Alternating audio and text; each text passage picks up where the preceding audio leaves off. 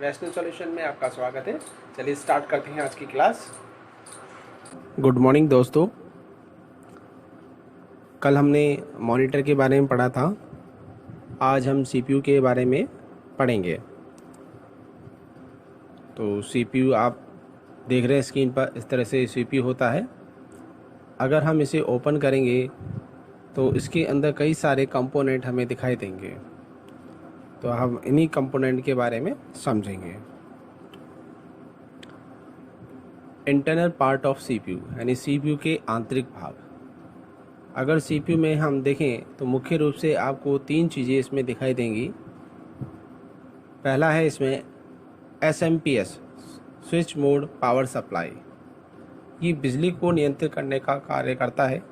सबसे पहले इलेक्ट्रिसिटी इसी में आती है और उसके बाद बाकी हिस्सों में जाती है।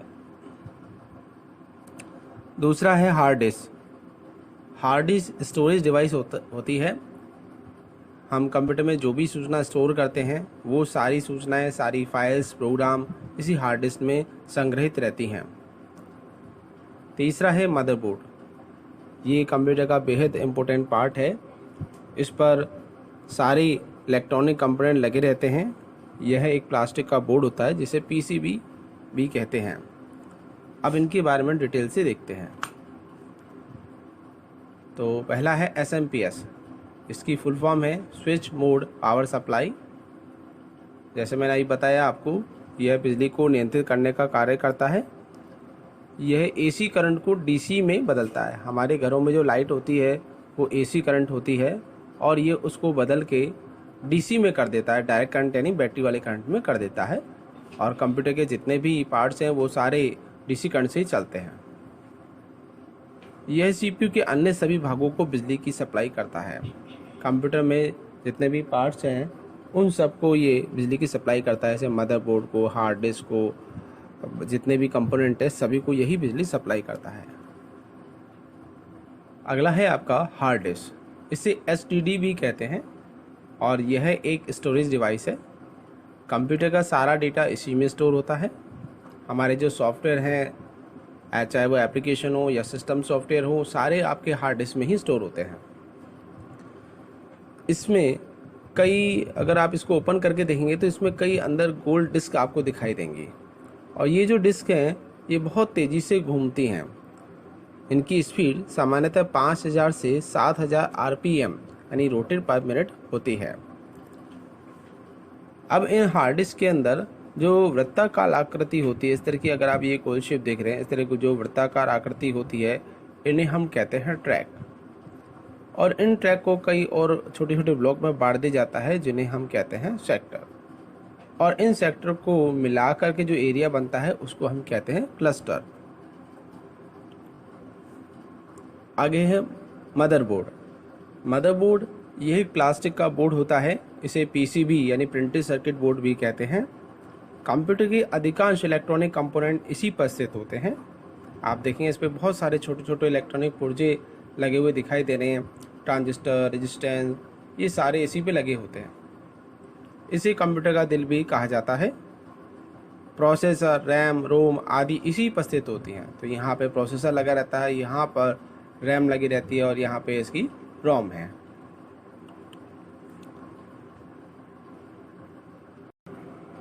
आगे देखते हैं, आगे है प्रोसेसर।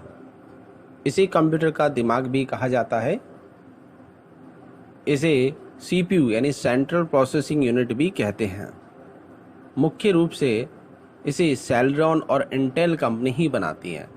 यानी वर्ल्ड में बहुत कम कंपनियां ऐसी हैं जो प्रोसेसर बनाती हैं। तो उनमें से मुख्य जो हैं आपकी सेलेरॉन हैं और इंटेल कंपनी हैं। कुछ मुख्य प्रोसेसर निम्न प्रकार हैं: P1, P2, P3, P4। ये कुछ ऐसे उदाहरण हैं जो पहले चला करते थे प्रोसेसर के। आजकल ये प्रोसेसर लगभग ख़त्म से हो गए हैं। P4 के बाद आए ड्यूल कोर कंप्यूटर और ड्यूल कोर के बाद आए कोर 2 प्रोसेसर। उसके बाद i3, i5 और i7। तो i3, i5 और i7 वर्तमान में चल रहे हैं, जिसमें वर्तमान में i7 जो प्रोसेसर है सबसे अधिक तेज़ गति से चलने वाला प्रोसेसर है। नेक्स्ट है पार्ट्स ऑफ सीपीयू। सीपीयू के मुख्य रूप से 3 भाग होते हैं। अरे कार्य के आधार पर अगर हम देखें तो सीपीयू को हम 3 भागों में बांट सकते हैं। एएलयू अर्थमेटिक लॉजिक यूनिट, ये कैलकुलेशन करने का काम करता है, यानी गणना संबंधी कार्य जो होते हैं प्रोसेसर में वो इसी में होते हैं। दूसरा है सीयू। सीयू मतलब कंट्रोल यूनिट, यह कंप्यूटर में आने वाले इंस्ट्रक्शंस निर्देशों पर नियंत्रण रखता है। तीसरा है एमयू यानी मेमोरी यूनिट, यह स्टोरेज की तरह काम करता है।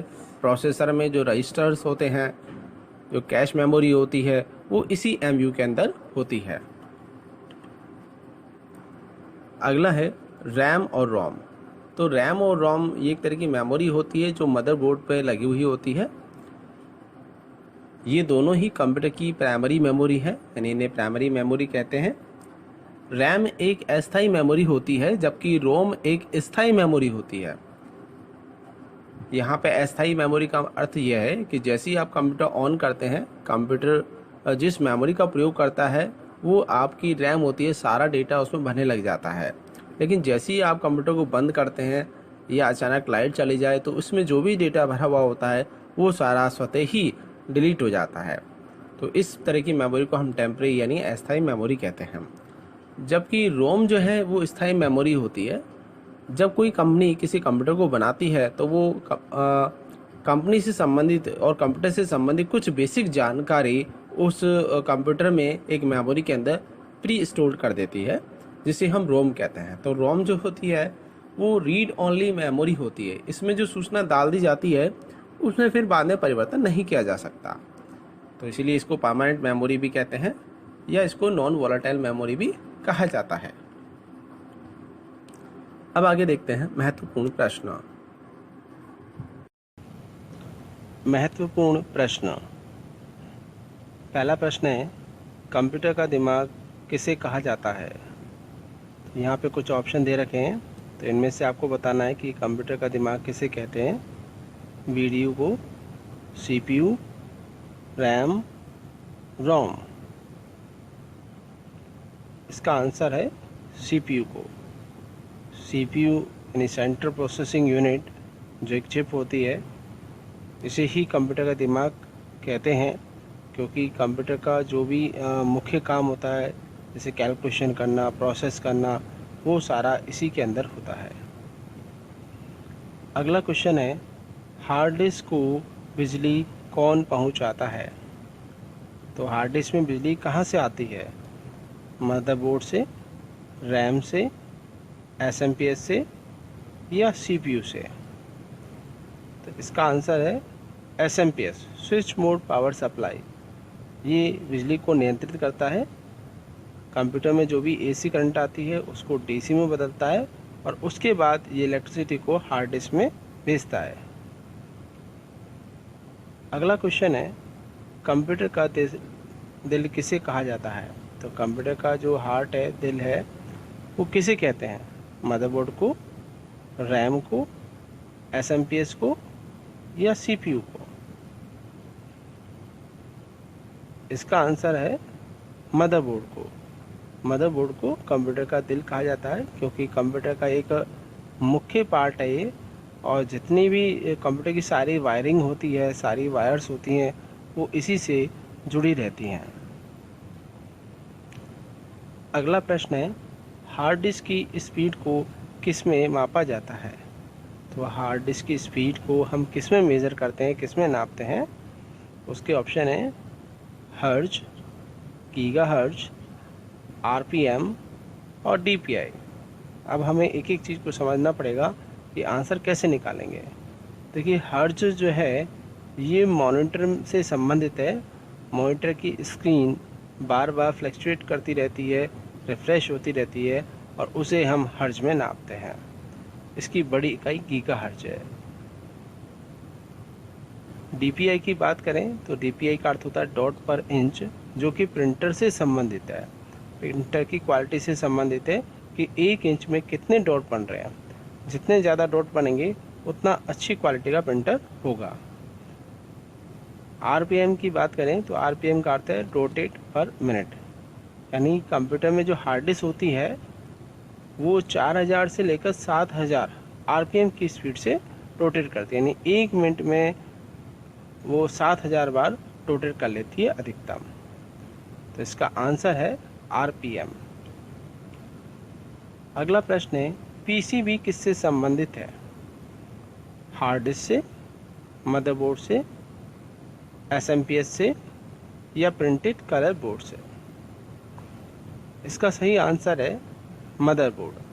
मदरबोर्ड को ही पीसीबी कहा जाता है। पीसीबी मतलब होता है प्रिंटेड सर्किट बोर्ड। ये एक प्लास्टिक का बोर्ड होता है जिस पे सारे इलेक्ट्रॉनिक कंपोनेंट लगे रहते हैं। जबकि यहाँ पे डी ऑप्शन दे रखा है प्रिंटेड कलर बोर्ड, तो यहाँ पे कलर जो है स्पेलिंग मिस्टेक है, तो इसलिए इसका आंसर डी नहीं होगा, इसका आंसर बी होगा, मदरबोर्ड। अगला क्वेश्चन है, वोलाटाइल मेमोरी है, तो वोलाटाइल मेमोरी किसे कहते हैं हम? रैम को, रोम को, एसएमपीएस को या सीपीयू को? तो बहुत सिंपल है इसका आंसर, रैम को हम वोलाटाइल मेमोरी कहते हैं। वीडियो देखने के लिए धन्यवाद। इसको लाइक करें, सब्सक्राइब करें, अपने दोस्तों के साथ शेयर करें। वीडियो पसंद आया हो तो प्लीज़ लाइक करें, अपने दोस्तों के साथ शेयर करें।